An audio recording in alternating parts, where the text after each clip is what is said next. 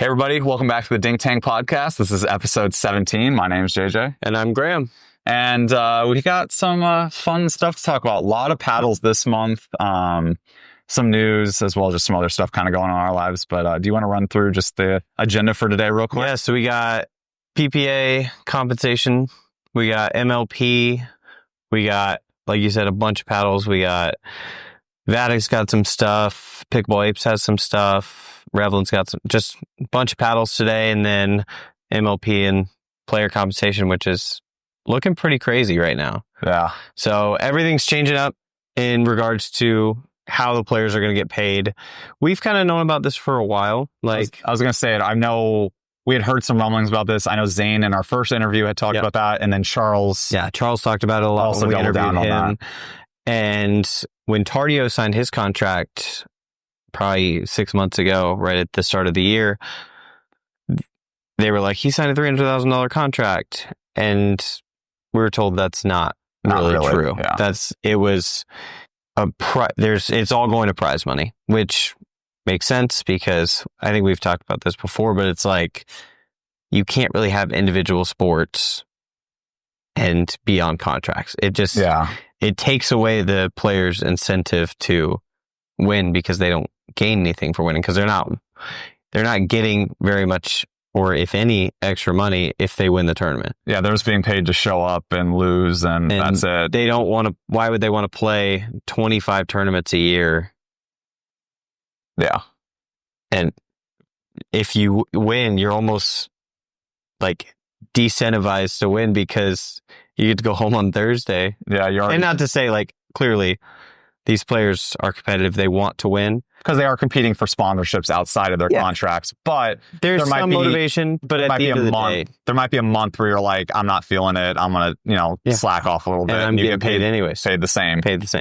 So I think that's a little weird, but I think it's going in the right direction. There's a few things that are weird on this situation because so right now the way they released it, all these players have these big contracts from MLP when then they merged, and now it's like the players who originally had a contract have the chance to earn a certain amount of money, and then players who signed after they merged have a chance to make a little less money, and then new players who sign contracts are still, their money is very low, and that's for the same competition. So it's like if you win, if some no-name wins, they're making a third of what Ben and Anna Lee are making.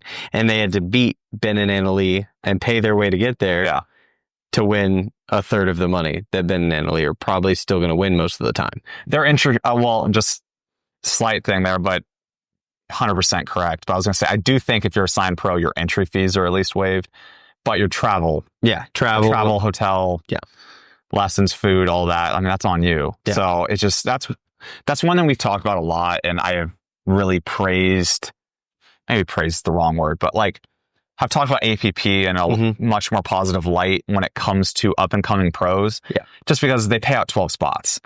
And this is something like always with golf that I have two friends. Actually, one of my friends on the Americas tour right now, one of my teammates is leading right now. Went low. Shout out Ben. But you have to pay your way. Now, you might have sponsors in terms of people backing you. And what I mean by sponsors, I mean people actually like funding you, not so much like companies. But you have to pay your way. You have to pay your entry fee. It's expensive. So there's a break-even point. Yeah. And the way the PPA, you have to finish, top 3? And I think it's like $200 for like a non-signed pro, maybe $400 if you get bronze. It's crazy low. Like that's not paying for you to be there for an entire week. Now, if you get 3 bronzes, maybe that's making a dent, but it's just, you have to have so much money behind you right now to break into pickleball. So that's why it's like going to APP, it makes a lot more sense for a pro starting out, but you want to get to the PPA because that's where the big money is. Yeah. And the one thing now with seeing this finally come out and being, bigger story and being discussing this is, okay, once these contracts are out, anyone that is signed right now that's getting screwed in terms of maybe, competition or compensation of not making as much, next year when all this goes to prize money, you finish 8th, you might be able to pay for your week. That's at least where I'm hoping things are going. And these pros that have signed on but don't have these, large contracts because of, tour wars a couple years back, I'm hoping they reap the reward of like sticking around and really see the benefit of having that PPA contract. Because that is the tour you want to be on, at least so far as it seems.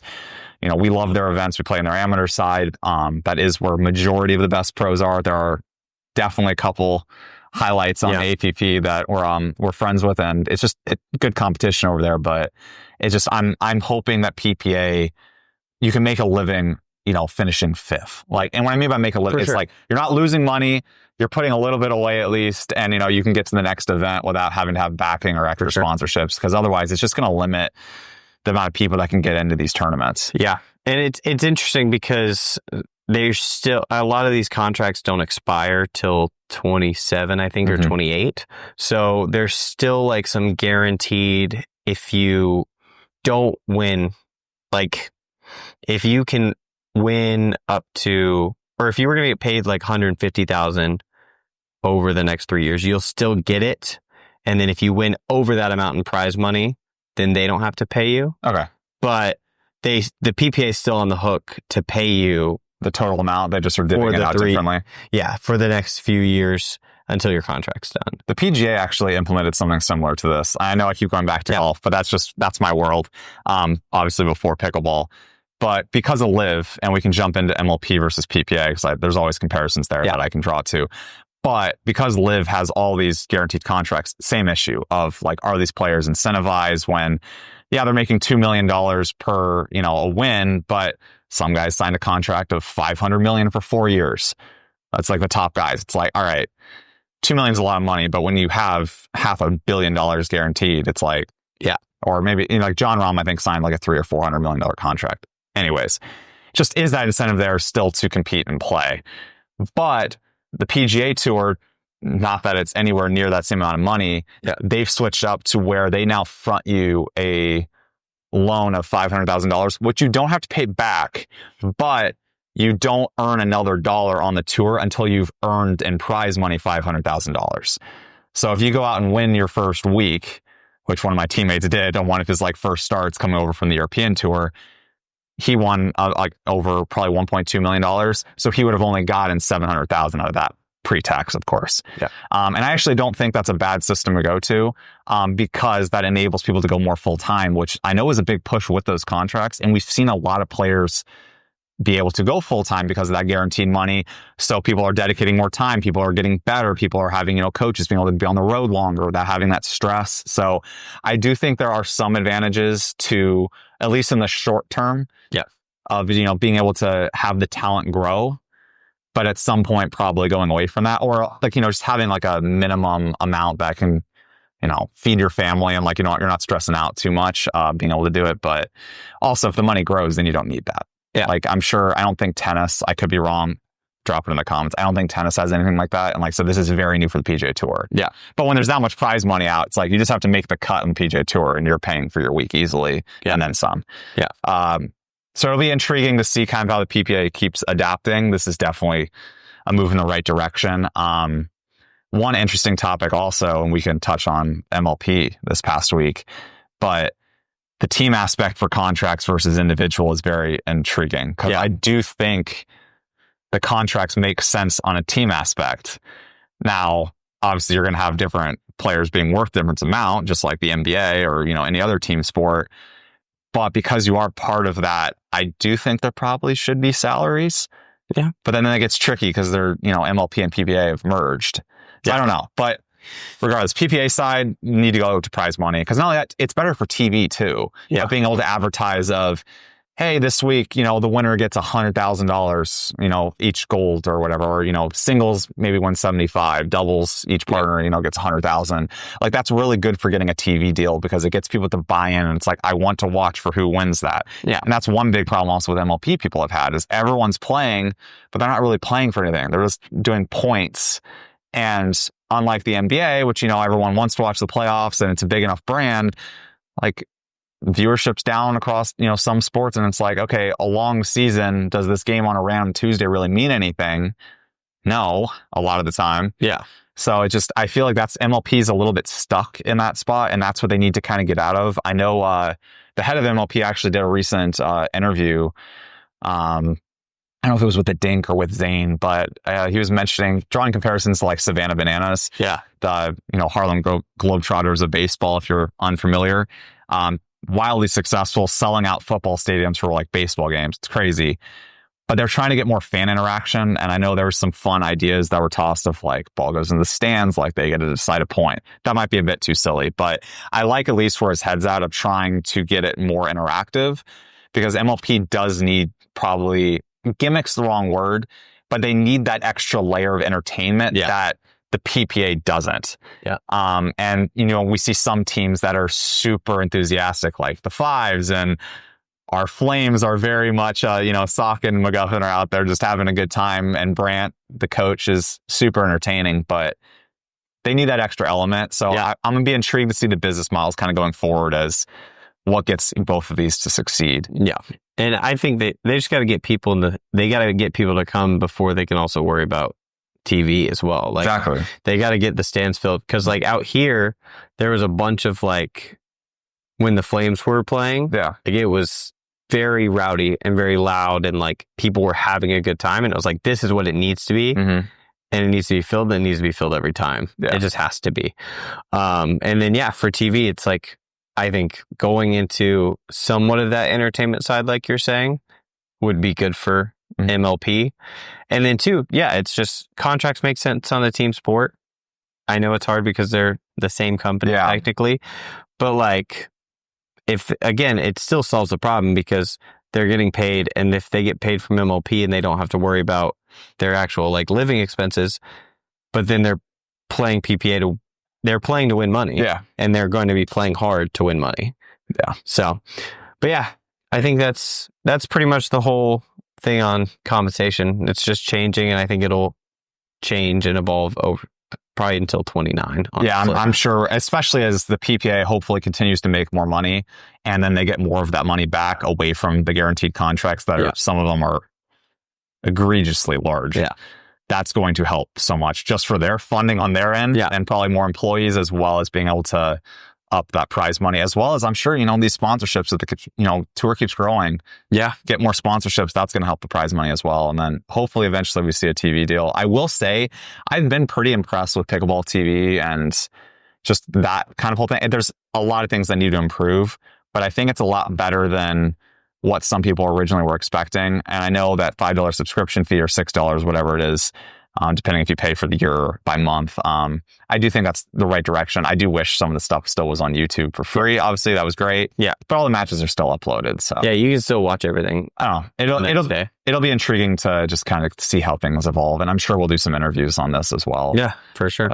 You want to talk a little bit about what happened at MLP? But yeah, jumping into some of those upsets, the Hard Eights, they won 2 mixed games and the men's game versus the Mad Drops, so Jelena and her mixed partner beat Hunter Johnson and Jade Kawamoto.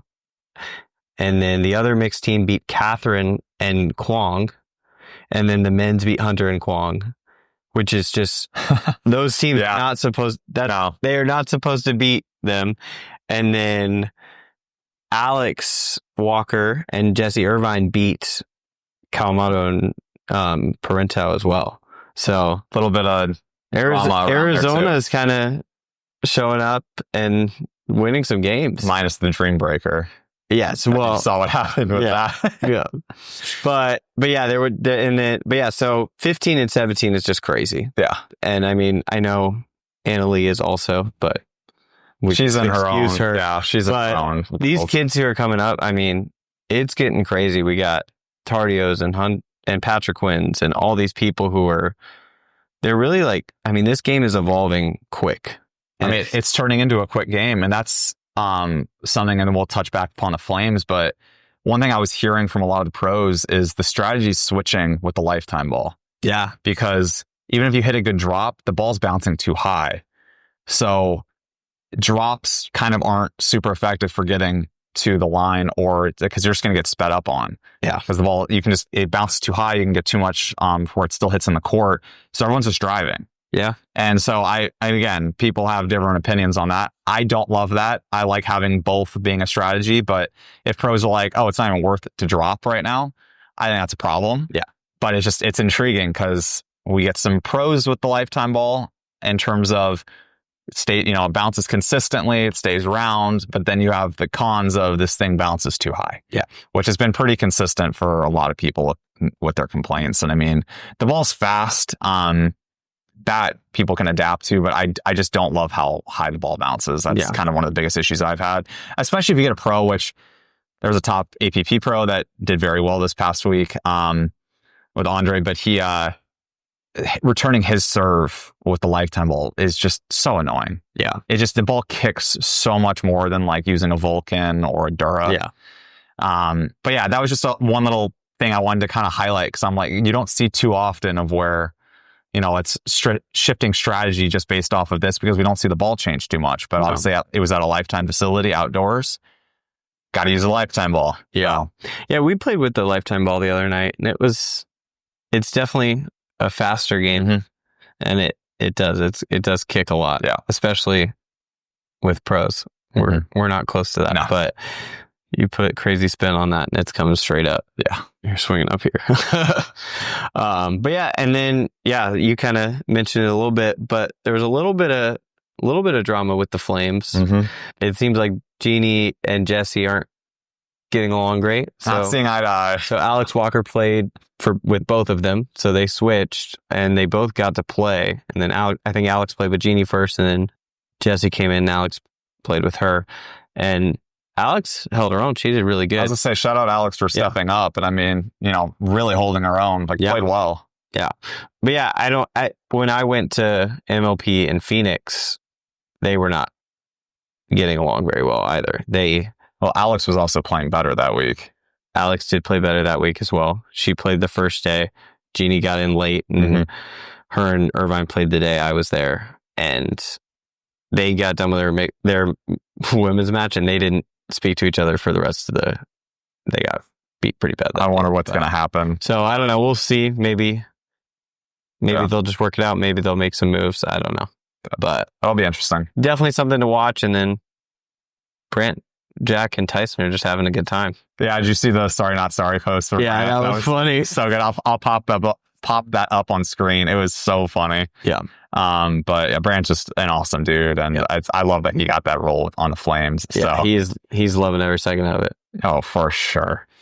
But I think that's all the MLP, PPA, drama, controversy news of the week, and I think we could hop into a lot of paddles that we have. Yeah, so one of our first paddles for today is a revamped version of a paddle I was not the biggest fan of. And I have the original here, and you have the new one, which is the 11SIX24s. So this is the original Power Series. This is the new Alpha Pro Power. So not too many differences. The main thing is that this has a new wide cell core in comparison to the original Power Series. This also has the fiberglass layer on the bottom. So I believe it's carbon fiber, fiberglass, versus this is carbon fiber, fiberglass, carbon fiber. That's the main difference. Outside of that, same shape, very similar weight. I view them as very similar power. However, I wasn't the biggest fan of this. Everyone else seemed to be. And I know you love your Vapor. I do. I cannot put this thing down so far. The other night I went out to test paddles, and I kept going back to this every like higher level game I got into.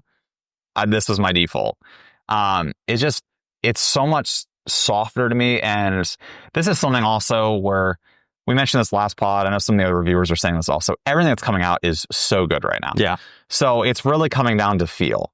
And the original Power Series was a great paddle. I said that in my review. It just wasn't the feel for me. It's not what I play best with. I struggled with some certain shots just based off touch, and it was 100% based off feedback and feel. This, with the fiberglass lower and the wider cells, has made this paddle feel soft enough for me to where I freaking love the feel of this paddle, which I wonder if it's going to be the inverse now if everyone doesn't like this one. and I love this one, and everyone loved the original Power Series. But I know I posted on Instagram, and I got a couple of DMs about it, talking about I compared the original Huarache to the new SLK Era paddle, and that I prefer the new Era just based off feel. It has a little more dwell. Yep.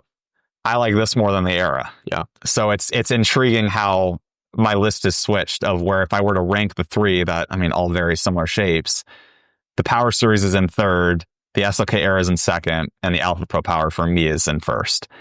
And I haven't played enough with the Vapor. I played like 2 games with it. So I'll be intrigued to see if I end up switching to that over the Huarache, because I wanted to use that Vapor. I know it's your favorite shape out of the lineup, and I do love that, high taper on those hybrids, just like the GTO, which my review should be out on. But I don't know. There's something about the long handle, but the biggest issue I think I had with the original Power Series was just because of that feel. I didn't get to see which one I actually liked the most. Yeah. Versus now, I'm like, okay, I like the feel of this. Do I actually play better with the Huarache or the Vapor now? Yeah. And I'll hit the Pegasus a little bit as well. Just, we're not the biggest wide body fans.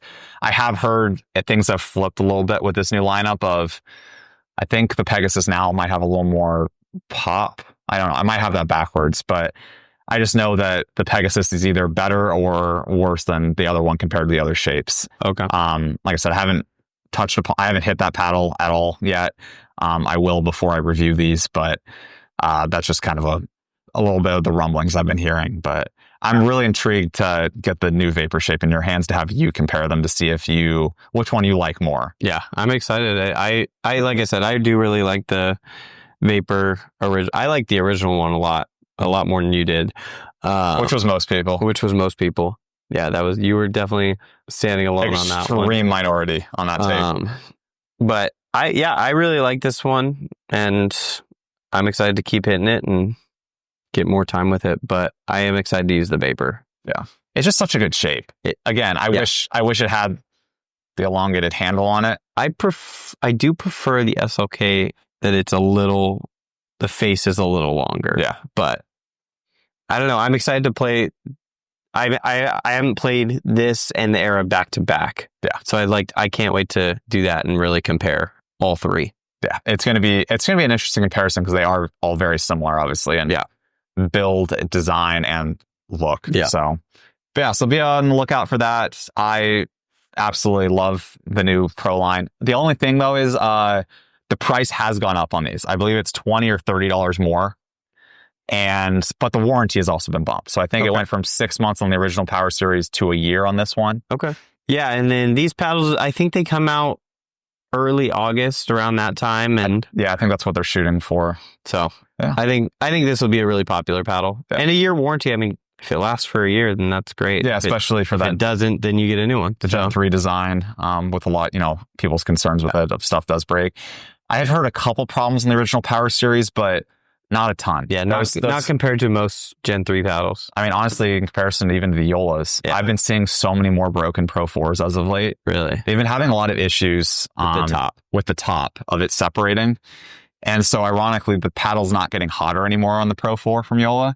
It's getting weaker. Yeah. Even though it's breaking. So that's an interesting dilemma. But the 11SIX24s out of Gen 3s seem to be... That's probably better if it breaks and gets worse. Yeah. Because then all the people at the park won't be like, well, I liked my mod and it just got better, and then I got a new one and it kind of sucks. So funny enough, because it was broken. Funny enough that you say that.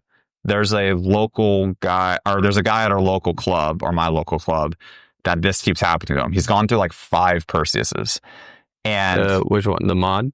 No, the new Pro 4. New Pro 4. He keeps warranting it. And he says of people, because he hits it hard, and they're like, oh, his paddle's broken, because they hear it. But then he switches to the new one and it's a rocket. So it's like they're asking him to switch, and then his new paddle hits harder, which ironically for him, he likes the broken one because he has more touch with it. Yeah. Which is the case on the mod, but just without the power. So it's interesting how that's kind of flipped, but I just thought that was a little funny since you brought that up. Yeah. Yeah. I just remember towards the end, right when mods were getting delisted, people were like, yeah, I just warranted this one and I got a new one, and it's not as good. And I'm like, playing with a broken mod. One thing, actually, I want to bring this back up. Do you want to run through the swing weight numbers? I just realized we forgot to go through that. Yeah, absolutely. Yeah. So the Huarache shape, the swing weight is going to be 114, twist weight 6.4. And then Vapor is going to be swing weight of 113. And then the twist weight is 6.7. And then the Pegasus is going to be a swing weight of 106 with a twist weight of 7.2. Awesome. So yeah, pretty solid numbers there. I mean, like I said, pretty standard, kind of what we saw in the original, but I was like, I remember we got our data on most of our paddles that we're talking about. And I'm like, we got to that segment. And I'm like, we completely forgot to run through numbers. So yeah, anyways, still extremely excited for this. I don't know. I'm very intrigued to see everyone's opinions on that versus mine. Cause I bet you it's going to be inverse. Probably. I bet you everyone prefers the other one and I'll be in the minority of loving these more. So, but cool. With the 11SIX24s being wrapped up, I think are going to jump into the new Honolulu paddles, correct? Yeah. And so we finally got the final production FC Plus. So we have the graphics on it. I told you it was coming. It came in literally about 5 hours after we filmed the last podcast. Yep. Just kind of want to run through, just some quick thoughts and comparisons. Originally, when I had hit the prototype versus the NF, the prototype of the FC Plus versus the NF, I thought the NF played a little bit stiffer. I thought the FC Plus played a little bit stiffer. It's tough because of the surface types. So, focusing on the NF for a second, the NF carbon fiber version plays significantly stiffer than the NFT. And I would even say the NFK, the Kevlar and the titanium versions. The titanium one plays pretty plush. Like it feels very different than the carbon. Performance is the same. It just comes down to pure feel. Yeah. So the titanium versus the FC Plus are more similar. So it gets a little tricky. It's just all these paddles are good. Everything's solid. It just comes down to the little nuances of what's going to feel best for you. I will say the NF has the most pop and power of the group, in my opinion, from what I've seen and from what I've been testing. The FC Plus plays a lot, like I said, plusher now and has less power and pop than the NF, just from my early testing. I'm going to get on a radar gun. I'm going to get all of them tested and I'm going to see, apples to apples through multiple play sessions and see where stuff actually ranks up. But I would say especially on the pop side, if that's something you like, I'd lean towards the NF. And if you want more of a softer kind of high end, like all court, I'd probably look at the FC Plus. And then same thing, if you want a more plush paddle, Don't look probably towards the NFT or like even the Kevlar version. The Kevlar is my least favorite of the three.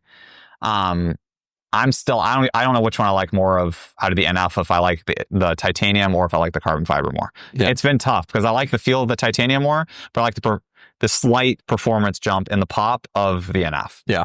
Do you see they're also releasing one with a 6-inch handle? And it's going to have a narrower taper. That's what I'm saying. So they do have that, it's called the XC, I think, the J2XC.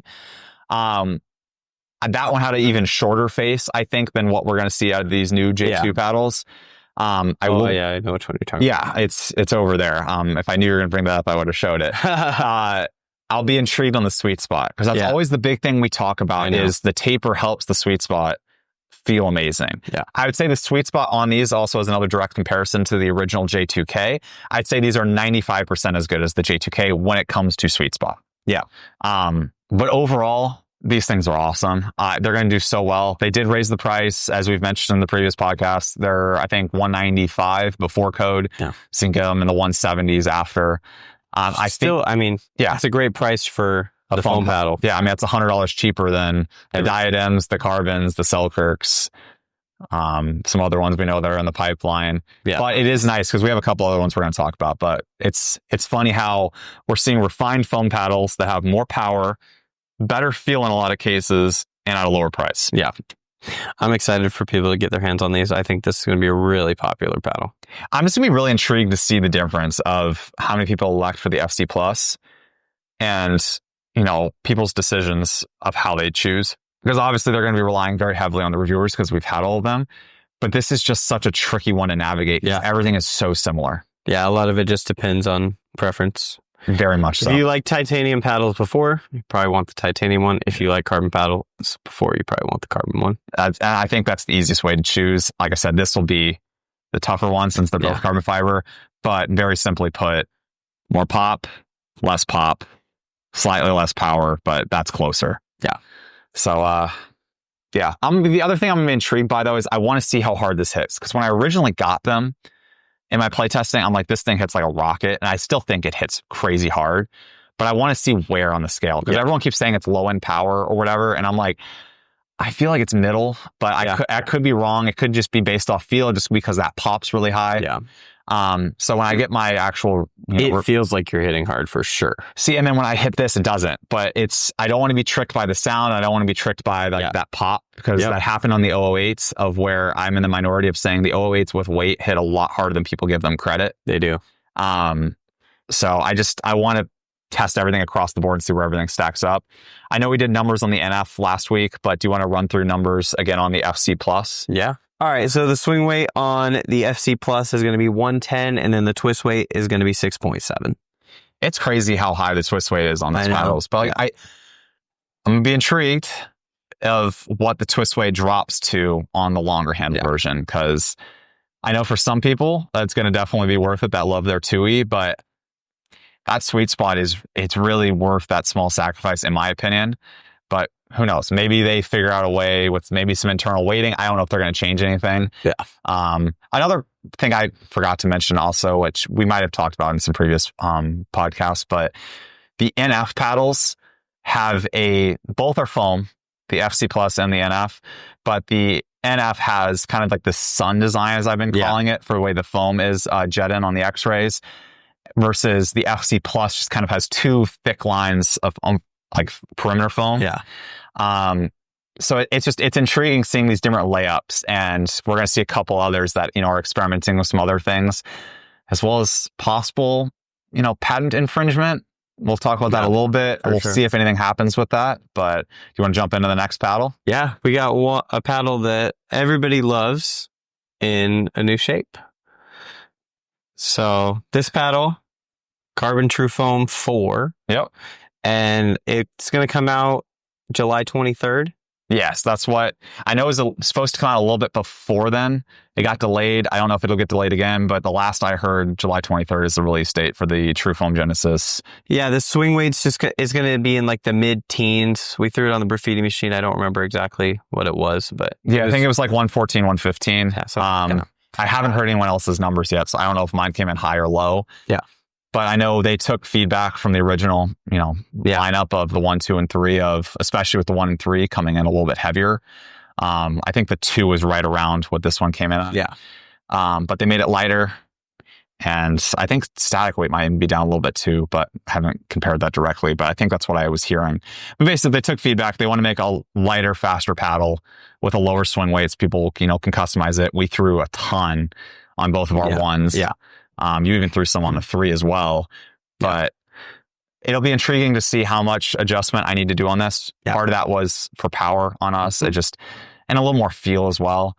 With the shape though, I'm sure the sweet spot's going to feel pretty solid. Yeah. Cause the one thing I know was a bigger complaint for you, I just worked around it with adding a perimeter weighting, is the high taper and the shorter face on the 1. Yeah. I just am not a big fan that they don't max out the dimensions on the 1, but it makes it lighter. There's less surface. It makes sense, but I'm excited to play with it. I got mine in the mail today, I think. So yeah, I've only hit this against the Dink Master Pro a couple times. I mean, it's more of the same. Feels like a Trufoam Genesis.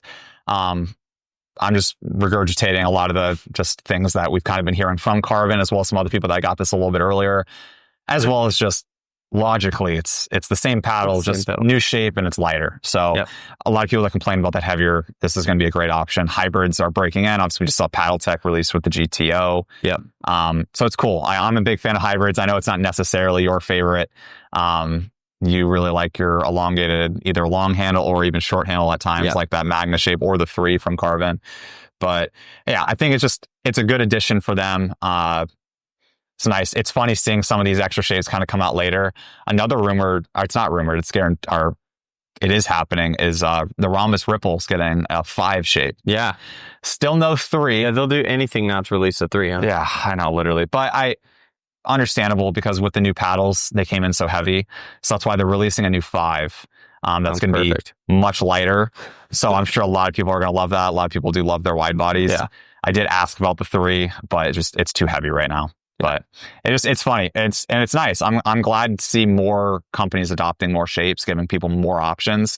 I don't think everyone needs to do it, but if you've launched a paddle that has done well, I don't think it hurts because, and also you get a stagger release a little bit. I wish this came out just a little bit sooner because as we're seeing, there's just a million foam paddles coming out this month. I think this would have done really well like a month and a half ago. But I think there's still going to be a very large audience for this. And I mean, the Trufoam is just such a good paddle. Durability has been holding up for most people. I haven't heard many issues with it. But yeah. Newest edition for Crbn. So be on the lookout for that towards the end of this month. Yeah.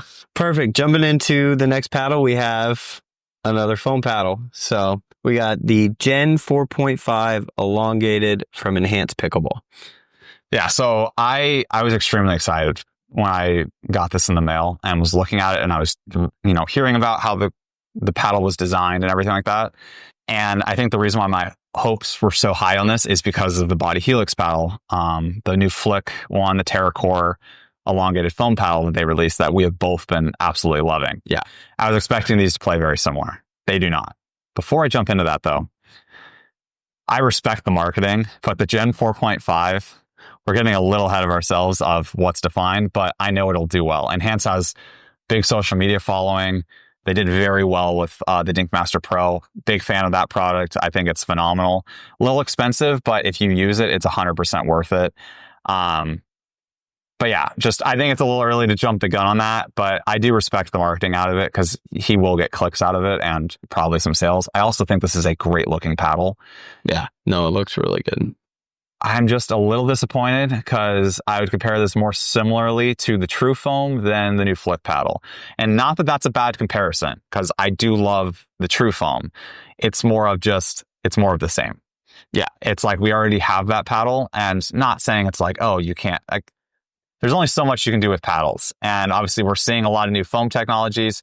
We're getting a little spoiled with the fact of Trufoam found a way with, their cutouts in that fiberglass sheet to have more feedback than the blue cores and the 008s. And we had 2 different kind of feels there. The Diadems weren't quite there yet. The 008, I think, was a solid paddle, but lacked feedback for a lot of people, lacked a lot of power for other people.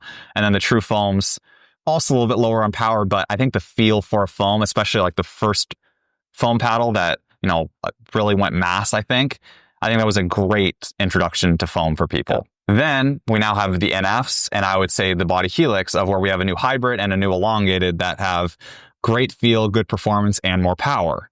I think those are going to both do extremely well.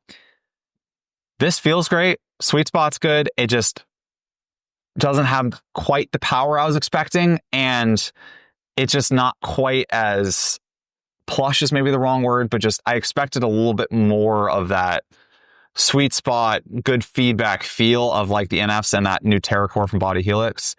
And it's, I'd say, a little bit in between the Trufoams and those paddles. Yeah. Not that that's a bad spot to be. This paddle also, the price isn't finalized. I know it's going to be sub $200. It'll probably be cheaper than that compared to some of the others in his lineup. So it's going to be a really good offering for foam.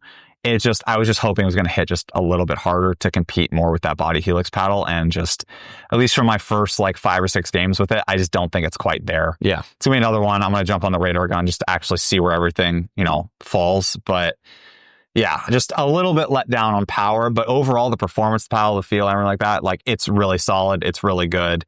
It's just coming down to, as I've said already on this podcast, feel. Yeah. And I prefer the Body Helix just a little bit over this.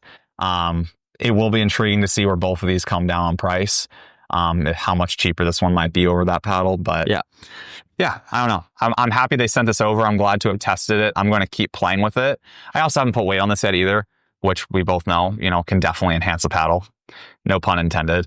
But yeah, definitely an intriguing paddle to be looking out for. I actually see a decent amount of enhanced paddles at my local club too.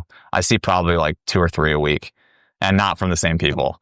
So yeah. It's just, the brand's strong. Like, I mean, just, he makes very quality content on his YouTube channel and socials. So, I'm being intrigued. I know he's got some other stuff, all these companies are experimenting on things, but I'm glad this one's finally making out because there was a slight delay.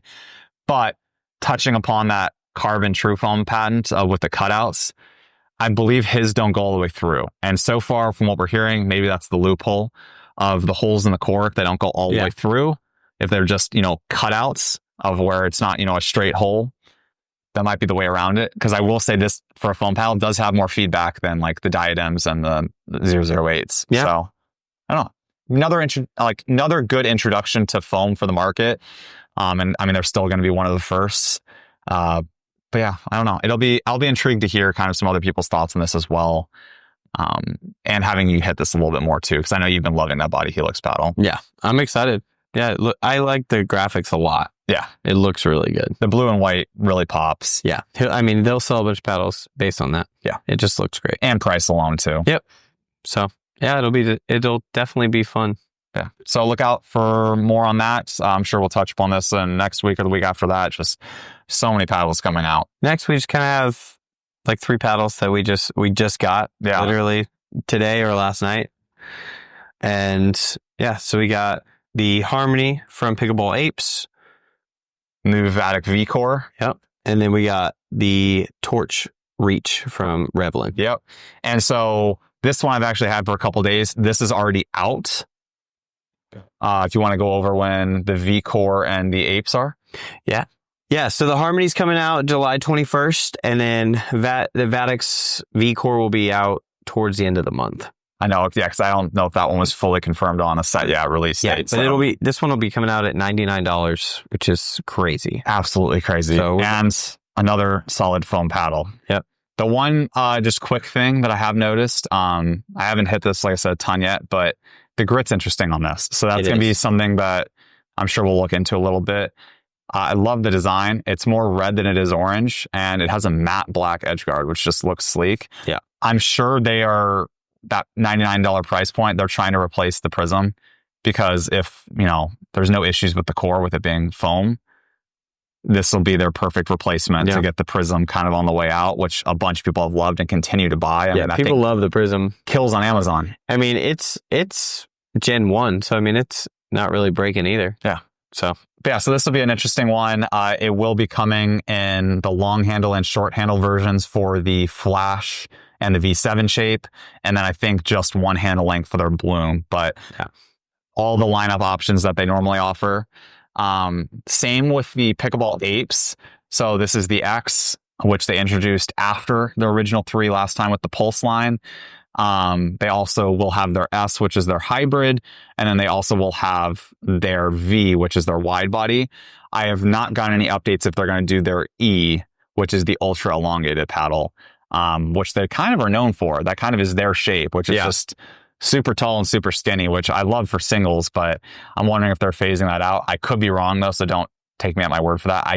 We weren't sent it, and I haven't seen any updates on it. And then lastly, this is a poly honeycomb paddle. It's still using their lava rock for the surface. This is one that I'm definitely intrigued to play some more with. I've liked some of other Revolin's paddles. I haven't think they were quite there with some of their stuff. One thing I think that is definitely improved is the handle feels better on this, but it's squishy, which I know some people don't love. And where I'm more saying the handle feels better is the grip quality is really nice, and they 3D print their handles. And so that was one thing. Just the last one felt a little off to me. This one definitely feels better. The super squishiness doesn't affect me too much because I usually take off the grip anyway and do my over grip. Yeah. And I'll remove if there's any padding. So it doesn't usually affect me. And I like thinner grips, to be honest. But I know some people are big snobs about that. But yeah. And then this one, the only thing on this one, it's super light. Yeah. It's like swing weight's like 110 for an elongated, which is crazy. That's just one note on that. So lots of room for customization. Also have a wide body version as well that we were sent. And they're all made in the USA. Yes, that's a good thing to highlight. Especially with just their sourcing materials too. Because like I said, they're very unique with their, like that lava rock surface. I mean, there might be another company that does it, but not that I'm aware of. I'm sure someone, has either copied the idea or gone along with it, but it's kind of cool that they've been running with that, and that's kind of their brand identity. And it's a unique, cool thing. I think their marketing for it too, they sent over, super cool. But this is definitely one of a Revolin paddle that I'm very excited to like put more time on. So Yeah. just want to shout these out though. You'll definitely be seeing a lot more of this. As we've mentioned, just so many paddles coming out this month. Yeah. Actually, I didn't touch upon this real quick. So this is still, I believe, Gen 3. And I think they just adjusted the floating core of the pulse height all the way around. I think this one just highlights it in the corners. I'll be very intrigued to see how that plays versus the pulse. Because I was a huge fan of that. The S, the E, and all of them. I mean, the V sold extremely well. But I really loved that X when I got it. So comparing apples to apples here between both lines, that's going to be something I'm really looking forward to. Don't love the blue as much as the purple, but Yeah. but I do like the design though with all the lines. Yeah. But yeah, just so many paddles this month. And just everything has been good. Everything's been so good. Yeah, jumping into some new shoes you got. I think you actually might have had them for a while, but new shoes in playing. So you haven't been using them, but now you just started using them not too long ago. And yeah, to your thoughts on them. So these are the Court Bursts from Diadem. I got these probably about 2 months ago, and I opened them up. I tried them on. I played a couple games with them when I got them, but then I put them away. I think I had a tournament coming up, and I didn't want to switch shoes. But since I've kind of covered the Skechers and the new Babolat's, I figured why not just keep it going each week until I run out of shoes, because I do have a little bit of a backlog, and also I do want to do a standalone video on a bunch of shoes since I have a decent amount, and I've been starting to kind of experiment, try to maybe find a new main for my foot. These were very impressive. I love the design of these, first of all. It looks so good. It's just making a white shoe with black. It goes with everything. I know the Skechers, I got sent the pink ones, and they make a black and white one that looks great. Our buddy Mark was wearing them the other night. Looks so sharp. Yeah. But so I was very happy to have more of a neutral pair. But when I first tried them on, I was like, okay, these kind of feel in between. They're not super heavy. They're not super light. The texture on the bottom, I've been wearing these probably for the past week. Not a ton of wear. Not that 1 week is enough for durability testing, but I do know there have been some shoes I have tested that you see a lot of issues in the first week. So promising there. I also had seen a lot of good things about these from, I think it was either Pickleball Central, maybe the Dink. Some of those might have, some paid advertisements at times, but I think it was like a customer review of ranking the top 3. And I think this was like 2 last year, or like some of the Diadem shoes were. And having looked at them, I was like, these look great. I really want to, get a pair of these. So I'm excited to finally be putting more time on these. The one thing I really love is the reinforced side toe box. I know some of our friends really like to drag that spot. I more just drag the sole here, and it's thicker, kind of like we've been seeing on a lot of pickleball shoes as of late. But yeah, overall, just I feel really stable in these. The one thing I think that could improve these is I don't think the insole is as good as the Skechers one that comes stock. The Jet Mox maybe a little bit closer, but I feel like with an insole, these would feel a lot more similar to the like full comfort factor of the Babolat's and with the Jet Mox 2s and then the Skechers that I just recently got. But yeah, overall, super impressed with these. Like I said, they've gotten good reviews, great design, super comfortable, not too heavy. I'm going to keep testing the durability of, the bottom of the shoe, as that's kind of the most important thing for all pickleball shoes. Yeah, I don't know. This reinforced plastic just gives me a lot of insurance of, I'm like, okay, these aren't going to rip. And it also doesn't have that design that your original Skechers have. They've improved on the new ones of where that top might rip through. The only vulnerability spot I could see is possibly like high pinky toe. Yeah. But outside of that, I don't see anything that I'm too concerned about for like ripping quickly. The grip on these shoes also is great. I've never made, like, it reminded me of basketball, of when you go out on a court with new shoes, or just shoes that, you don't wear outside, and just you get that squeak. Yeah. And just every step I was taking, I was hearing that. And I'm like, okay, these have some very solid grip. Because even like my Babolat's, I wasn't hearing that fully. Not that that's the end all be all, but it was just kind of cool to kind of see that. The big thing also is just the reinforcements out on the outside of the toe, though. Just having that extra rubber, because that's where, a ton of you will put pressure. I usually wear mine down on the inside, like the ball of my foot. So that's going to be the big test for me. Because like my Nikes, I've gone through those, I don't know how many times of having to warranty those. So I'm trying to find something that is more designed for pickleball or tennis that, is going to last me. So, yeah. But that's the kind of the shout out just to the Diadems. again, trying to go through some more shoes and get some more thoughts on that.